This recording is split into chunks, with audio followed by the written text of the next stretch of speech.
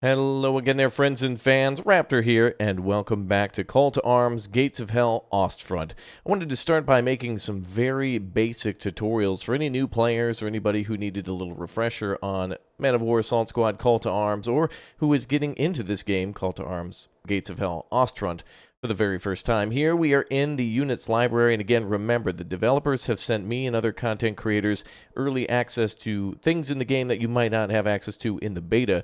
So we're taking a look at a creators-only version where we're going to jump into multiplayer today and do some very basic tutorials on how to utilize infantry, things like throwing grenades, building defenses, transporting soldiers and troops around the battlefield, and also how to take things from one soldier from one to another, and making defenses and using defenses and all sorts of different things.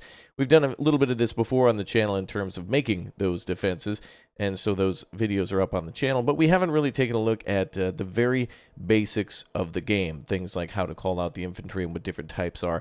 Now, we won't have time today to go over every single infantry unit in the game for both the Soviets and the of course, the Germans, but we will at least have a little bit of time to instruct others and to really show you a little bit more about how detailed the game is and how it differs from Call to Arms and also Man of War Assault Squad, which you may have played in the past. So, if you haven't already, make sure you click, tap, and blow up the subscribe button as we rocket towards 1 million subscribers. And, of course, make sure you go ahead and click that like button, too, so other people can, most importantly, find this game and get interested in it. And then, of course, for anybody who is looking to learn. Now, please, if you are a skilled player in Call to Arms or Man of War, or if you've watched a lot of videos, give some great detailed tips down below. I am definitely going to miss some things, and we will not have time for everything here today. So give some tips to anybody watching on any tips that you may have for troops or any of the little lessons that we go over. And I'll definitely be making more videos on this in terms of light vehicles, tanks, maybe how to use special callouts, and explaining things like DPMP and CP, so that way people can play multiplayer too. Today's purpose is then a little bit more about just how to generally play, not necessarily multiplayer, but also could be useful in single player too. So just keep that in mind, that we will go over multiplayer, we will go over the campaigns, and I got a lot more plans. So based on how successful this series is, we will do much, much more. Now let's jump into the battlefield. Alright, now this would be the beginning of a multiplayer match here in Call to Arms, Gates of Hell, Ostfront. And on the right side of the screen, we see the different panels that allow us to call out all the different types of units that are available in the game. The upper left side having our mini map, which will allow us to see enemy units and friendly units on the battlefield, which we can zoom in and out and make larger or smaller. And some other information that pertains to the multiplayer battle itself. But again, remember, we're here just to take a look at the infantry and to see how they work differently from vehicles, from each other, and also how they can be used with vehicles and each other in order to be more effective. We'll start with how you typically will start any battle, with a small group of riflemen. This is quite plentiful too, by the way, in a campaign, a mission like that. Grenadiers for the Germans, for example, which would be the same as just regular riflemen for the Soviets. And they'll spawn out right over here, and we get to use them right away. When they're flashing like this means that they have some level of invincibility, so that way if artillery's coming in on your spawn position, you can at least get your troops away, and that you're not kind of locked down and pushed out of the battle. We can select all these troops by just clicking and dragging like this. There's also a little thing on the left side here, just under the mini-map. When you start calling out units, there'll be more and more of them stacked here, and this is a great way to find out where your squads are. So if you tell one group to go into a village and another to go to the opposite side of the map, this is a great way to focus on them, so that way you can command them, such as this. Double click will allow you to reselect these troops, and here they are. So this is part of the German army here. We have troops that have submachine guns, and also machine guns and rifles, and sometimes automatic rifles. And of course, a little prior knowledge of World War II or the weapons that are being used will help you out a little bit in understanding how exactly they should be used in battle. And of course, time will make you a little better player, and practice will make perfect. Although you'll never be perfect in this game, you'll always be learning something new. All right, let's spread these troops out a little bit, and we'll take a look at them. And we're not here to go over the entirety of the arsenal of German weaponry from World War II, but more just some basic tactics of how to spread out our troops and kind of learn how to play things basically, of course. Alright, so we've spread out our troops by selecting them individually. We can select them as one large group again by clicking and dragging the whole squad, and then you can see it pops up like this again. And we can command them by giving them orders down below. Like, for example, here we see frag grenades and whatnot. So if we wanted one person from the squad to throw a frag grenade, we can click like this, and one person will throw it. If we want another person to do it, we continue to repeat it, and everybody who has a frag grenade will eventually throw their grenades. Once they run out, it'll go to another soldier, for example. And hotkeys for this are also adjustable. So in this case, I've selected F as my hotkey, so we'll call out a few grenades. And as you can see, they'll throw them as fast as I can press F and left click.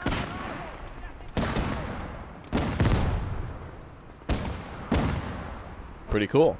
There's also anti-tank grenades, and the Germans will throw those just the same, except sometimes they can't throw those as far because it's a much heavier bundle of grenades. And that's exactly what it is the German hand grenade, but with extra explosives around it. Much more powerful. Very cool. Alright, well, let's go ahead and get these troops into battle then.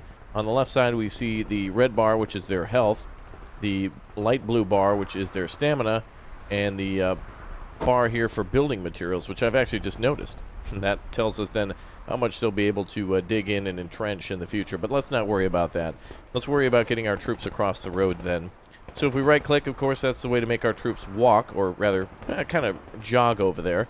This is not a full sprint. If we double-click, they'll double-time it, and they'll go even faster. So this is their maximum top speed. And, of course, the higher skilled the German unit or Soviet unit, the more they can sprint, the further they can go. And they also have some other things that can help them in battle, and, of course, different weaponry and such. Let's go ahead and put our troops up here inside this trench. This will be a good way to learn how to get inside of one of these trenches. So our troops can actually take cover inside of trenches. We can build our own trenches, or we can take cover inside of pretty much any obstacle or barrier behind that and use it for cover or use it for defense. Here, we can go ahead and take each one of these soldiers and place them into the trench if we want to, and we can grab our submachine gunners and put them inside. There's a very important unit, though, that might be the most effective inside here, and that would be our machine gunner back here, with a weapon known as the MG42. The MG42 is a very fast-firing weapon and very good for both defense and offense, but we're going to go ahead and try to put them right smack dab in the middle of this defense here. Now, as you can see, as we're right-clicking, the silhouette of the soldier comes up in kind of a yellow or tan color, and this will let you see exactly what he'll do if you right-click. So if we wanted this soldier, for example, to face the opposite direction, if we were attacking from the other direction, we would obviously want our soldier to be on this side. But since we're defending this way, we can place him here, or possibly here at the entrances too, to cover either the center, the left side, or the right side. And then, of course, we can kind of see that this is a pretty good area to defend. There's a little bridge there, and so that means mostly infantry is going to come this way, more likely than tanks, at least across the river quickly, since there is a footpath there. And so that's a great spot to put our machine gunner and our submachine gunner too. We can also do the same here with the barrier in the center. This is usually used for mortars to defend them, or AT guns, or any sort of what's called an emplacement. But we'll just go ahead and right-click here to few remaining troops to have them go down. And we don't have to do this individually.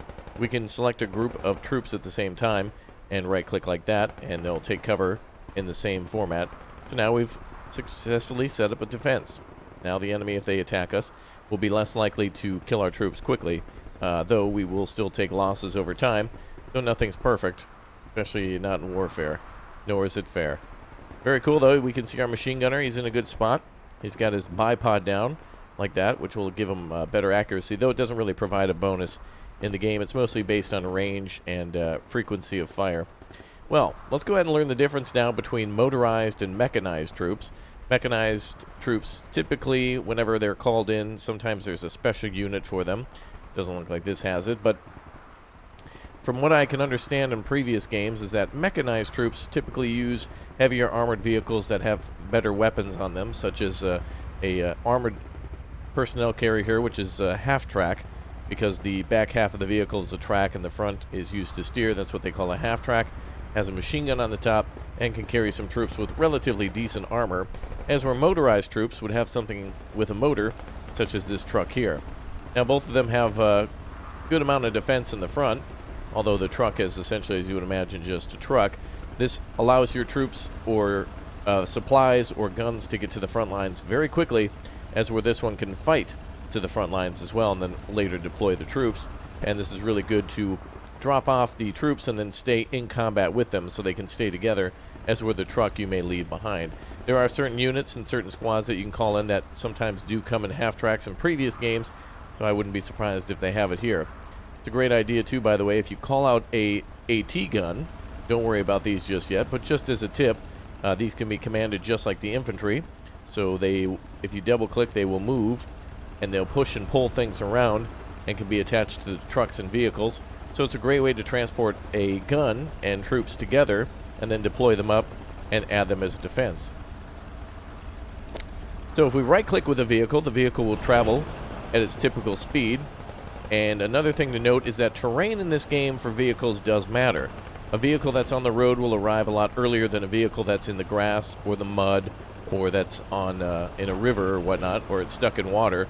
We can tell what kind of terrain it's dealing with too, by the way, by going into our direct control. And we'll do that lesson a little bit later. But as you can see here, we're now on a road versus being on a ground, and you can see that our vehicle speed will change. Right now we're going almost 40 kilometers per hour, and if we go over to the ground, you'll see that the speed drops down to about 20 or so, and is a little more difficult to control. There we go. Well, we're going to go ahead and go over here, back up to the top, and see if we can push this gun into position, which we'll put next to our troops. So all of our troops, by the way, will have a little indicator above their heads that shows that it's our own troops. There is a button on the right side too, by the way, called Highlight Silhouettes that will easily help you find the enemy. The enemies will be indicated in red, your troops will be indicated in blue, and any enemy troops will be, friendly troops will be indicated in green. Troops that are on your side but that are not under your control. Let's go ahead and drop this AT gun then. So as we click on this chain near a vehicle, that will allow it to be hitched up to the vehicle or detached from the vehicle. And the crews can be transported separately from the vehicle. So if this vehicle was full of infantry, these guys don't have to fit in the back. They can just sit in the back of the gun. With another double click, we can move our emplacement up here, and we can also attack this way as well. We can bring this gun up to the front to shoot at things that normally our troops wouldn't be able to destroy, such as that building down there. And we'll just go ahead and leave it here, again, for demonstration purposes. Vehicles, I believe, can travel faster if you right-click. So if we take a look at this half-track that we called out earlier, we'll go ahead and try to load this up with troops, and then we'll cover that in just a moment. So we'll try another group of grenadiers. And as you see here, there's a arrow pointing down into a box. This is telling them to load up into this vehicle. And there's also options to grab certain equipment and to be equipped to certain things this way as well. So for infantry, if we needed these infantrymen here to arm on this gun, we could then tell them to do this by right-clicking, and they'll jump onto the gun just as much as they would a machine gun, or into the truck as a driver, or in the truck as a passenger, or in this case, a fighting group in the back here. Now the rear of this vehicle also has a machine gun, so it's likely possible that if and when it becomes full, somebody will actually be on the rear machine gun as well to cover the exit from the half-track. And that should close automatically, I believe. There you go. Alright, well, let's go into battle then. You can see now that we're moving at 0 kilometers per hour. If we click once, the vehicle, because of the terrain, will achieve probably around 10 kilometers or so. Or more. It'll eventually speed up over time. If we double-click, it'll speed up even more to its maximum speed, which is higher for vehicles that have tracks. So a tank, for example, or this vehicle will travel about just the same as they would on a road. Pretty close, but not perfect. Alright, now when our troops arrive to the front line, we can cover them with the machine gun. If there were enemy troops here, the machine gun would be automatically firing. And while that's firing, the troops can get out the back. And again, there's a machine gun on the back to cover the rear, just in case some enemies happen to be behind us because we advance so quickly. And then we can tell our troops to spread out and cover another position, such as this. Again, those troops all automatically indicated where they can take cover. So with a right click, we can then just take up positions all over. Now this would be deadly for a grenade. If an enemy threw a grenade at our troops, more of them are likely to die than if they spread out. So once you get troops into position like that, you can always spread them out later. That'll get them to move much faster and earlier before, let's say, an enemy was coming and we quickly dove in there with all of our troops. And now we can spread everyone out a little bit with different commands such as going prone or kneeling. Now you can do this by clicking over here on the change stance button. The stances for infantrymen are standing, crouching, and prone, which is laying on their belly. And they can move in two of these stances. They can move in the standing position, and they can move in the prone position. But I don't believe they're able to crouch and move forward at the same time. They'll have to stand in order to advance. So keep that in mind, that if you want to take on the enemy, you'll either need to be on your belly or standing in order to fire while on the move. There we go. So troops can also hide inside of bushes. As you can see here, laying on the road, just gives us a little target reticle. That's pointing exactly where the soldier is going to go. But if we click over here, you can then see the silhouette inside the grass. This gives what's known as concealment rather than cover. We can conceal ourselves in the bushes and wait for an enemy vehicle to drive by and then throw a grenade at it. Or we can also shoot enemy infantry that may come too close. Or we can choose to hold fire and allow them to pass as we perform a recon operation. Now, right side, very important. We're going to go over now the firing controls, or the troop commands, so that way you can individually command each troop a little bit better. These commands are also at the bottom of the screen here too, so they sometimes overlap just for ease of use or for frequency of commonly used buttons. Alright, so here are the controls for these troops. Right now, most troops come out from being deployed in firing mode, fire at will. This basically allows them, the AI, to shoot at anything that's an enemy, and they'll do so until either the enemy is out of range, is disappeared into the fog of war, or is dead. The other options are to completely hold fire, which you can still fire yourself if you go into direct command, which we'll talk about some other time. That's interesting, isn't it? He's firing at almost a 90-degree angle. There we go. Now again, if you watch this far, just remember to watch the very beginning of the video where we instruct and go over a few things about how this is the advanced version of the game that only content creators are getting access to for Call to Arms, Gates of Hell, Ostfront, and that you'll be able to have access soon.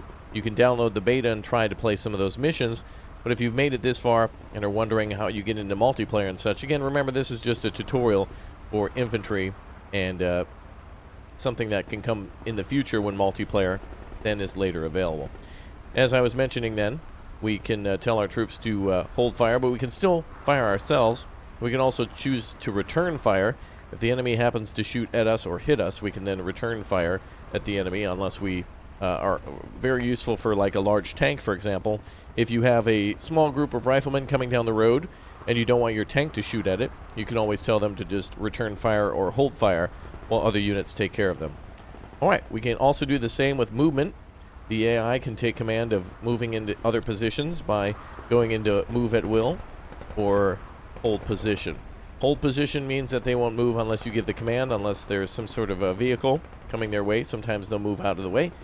And move at will allows the enemy, or rather the infantry or the tank or whatever, to spot a unit or an infantryman and move closer to them in order to fire. We can also adjust our stance this way here with the button on the far right.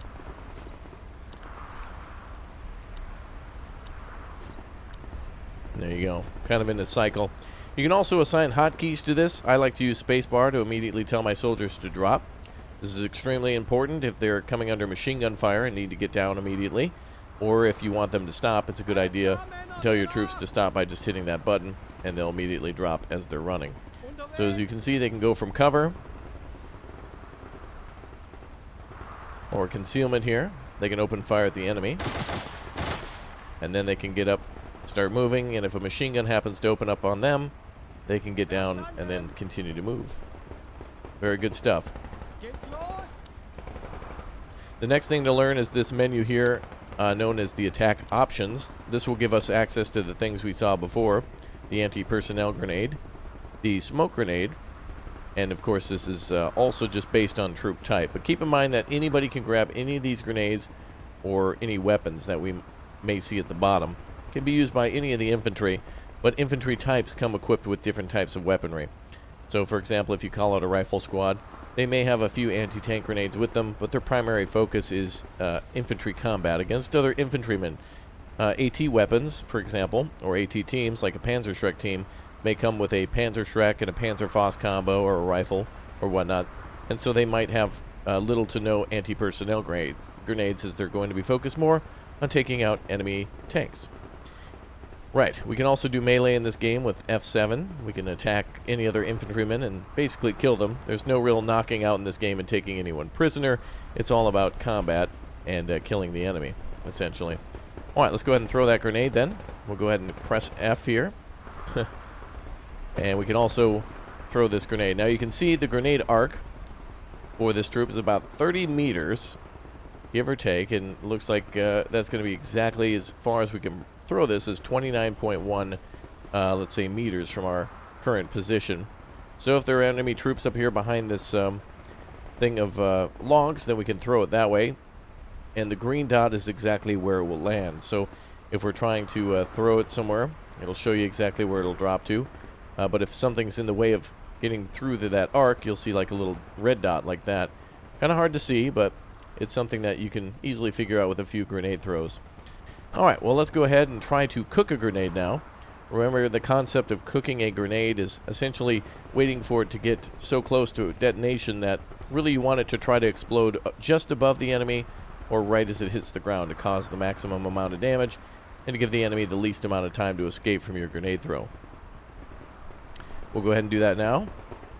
And we'll go ahead and count to 3. You'll be able to see it actually kind of counting. There's a little reticle. And our troop is dead. Now the reason this happens is currently in the game there is a extra animation for some of these troops throwing grenades. And it's a little lengthy. So we'll try that a few more times just so you can get the point of that. And this is also, of course, something that the AT riflemen can do as well, or the AT, anybody with an AT grenade. So let's try this one more time. Now this will probably be patched out in the future, but what we're essentially going to try to do here is cook this grenade. Now watch the red circle on the screen, the the bullseye there. If we hold this, you can see it kind of depleting. Ah, that worked much better.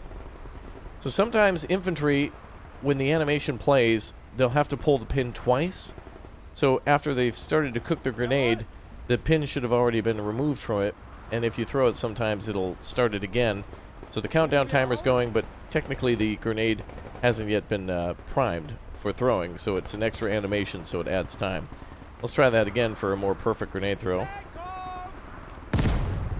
Something along those lines if the enemy were back there.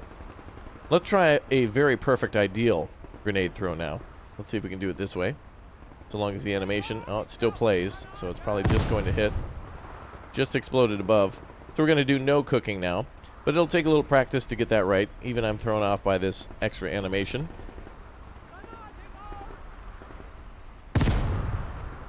Wow, even then. Let's try one more time.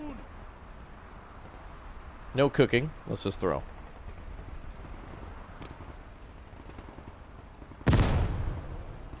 As you can see, very difficult to land a grenade in this zone and have it explode, particularly when you want it to. So take a little practice throwing grenades in those tutorial missions, and practice will make perfect in these. And this system works a little different than it does in Men of War.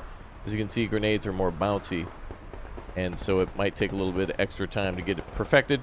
But typically it's not as hard as you've seen here so far today. Alright, let's go through some of the other options for the soldiers.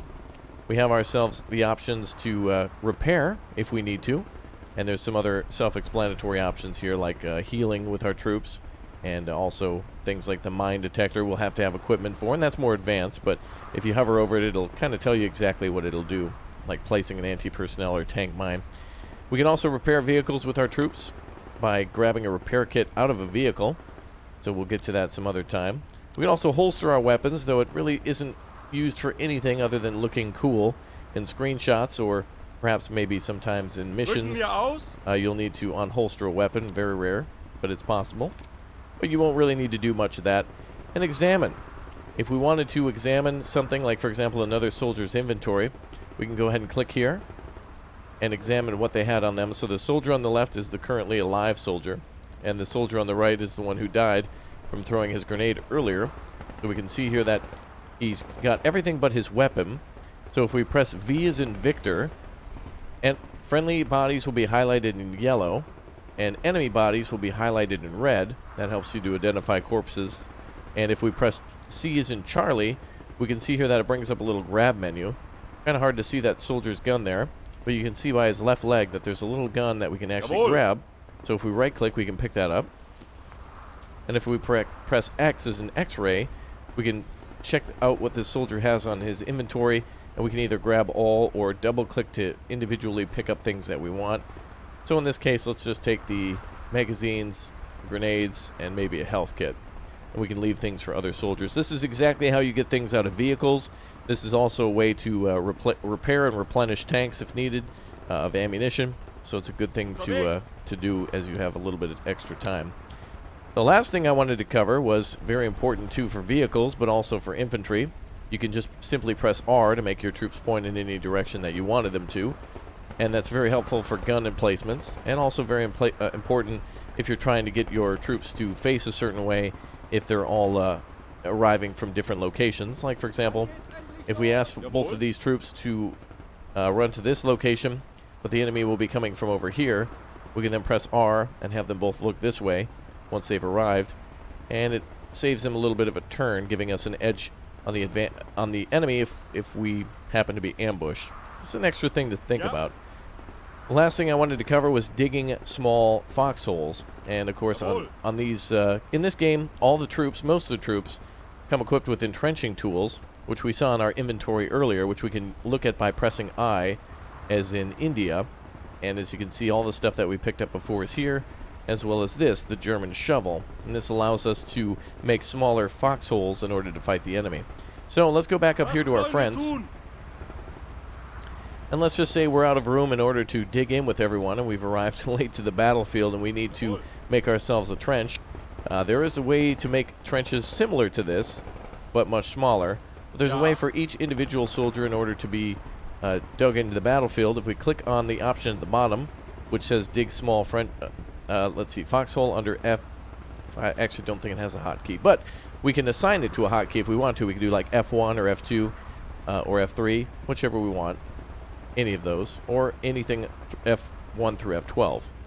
We can click this little menu down here. We can select it this way and see all the other things that troops can build, or we can just click this button here, and then we can click to build it. Now, if we hold left click, we can point it in any direction that we want, so we can make sure that we're up against the road to watch for enemy movement, and we can shoot at them at any time, and we can place another one here too.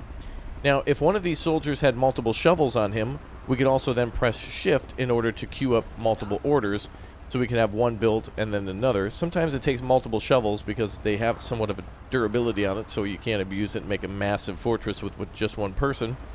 But as you can see here, if we hold shift, we can queue orders, so we can essentially have this guy run in a square for us, and if we hold shift, he'll just continue to follow our previous points over and over again.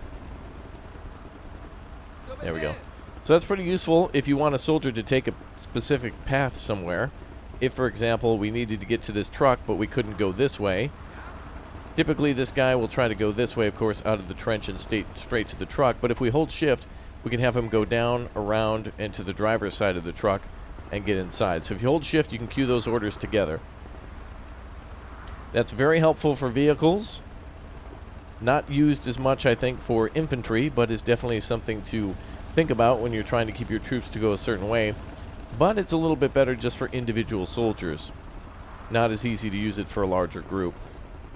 Now, there's many different special infantry in the game, different infantry types and different types of tactics, but that's really just the basics for your infantry, extra things that you can do. Soldiers that become wounded will automatically heal. If they have a bandage and there's a lull in the action, they will get down on one knee and pull out a bandage in order to heal themselves. And troops that are fatally wounded or mortally wounded can have a medic try to resuscitate them back to life, or at least give them morphine and whatnot to get them back into battle, and then they'll heal themselves afterwards and go back to the battle. But in this case of our previous soldier, the damage was too far ahead, and he was not so lucky. Definitely something to think about. Again, for infantry then, on the right side menu, we have large groups, which, again, with this game's doctrines, may all be a little different, though they all should be somewhat similar. The names sometimes could be different, or the weapons that they're equipped are different, but the squads are all pretty much the same for the Germans and the Soviets within their respective groups. We can also call out individual soldiers, such as the rifleman that we saw there, or another machine gunner, or sniper, or the medic, or additional ammo crates. You'll just have to hover your mouse over it to see exactly what it is. And there's also infantry that comes in the special tab at the very bottom. Here we have a Volksgrenadier detachment, and also just regular Volksgrenadier. So we can call those in addition to our Sturmgrenadiers or Fallschirmjägers, which are paratroopers. But paratroopers in this game deploy on the edge of the map, and they don't get any sort of special ability that way. So if you were hoping for paratroopers to drop behind enemy lines, you'll just have to think of them arriving somewhere nearby via aircraft and then being brought into the battle on foot.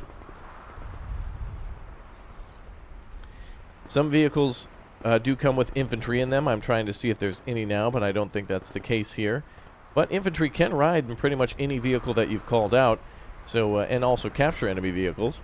So some vehicles here might have additional seating that friendly soldiers can sit in. In this case, this is mostly just a vehicle for towing, but the guys can get inside this one, and it is not as armored as that other half-track, but you can use it for transportation and for towing. I believe this is an engineering vehicle that's used to lay barbed wire, as you can see there, but it can tow guns and such along the battlefield, just like the other previous vehicle did. This, I guess, would make this probably a mechanized group as well, but still, the definition doesn't matter. It's just what you can do with it in combination. This is pretty powerful. This vehicle here can, unfortunately, one person's going to have to walk, but the fact that we have mobility and can move across the battlefield quickly, and then if the enemy is spotted, we can immediately detach the gun, have the vehicle swing around to another side, and then have the infantry get out, all while we're trying to set up our gun, is pretty effective. So speed will be of the essence. If you master those things, it should be pretty quick, but that's a good little basic tutorial on all things infantry. We'll have to go more into things such as infantry anti-tank, infantry formations, and other advanced tactics for infantry. Different types of infantry, like, for example, what the flamethrower and AP miners can do and some of their special abilities, and a few other things like that.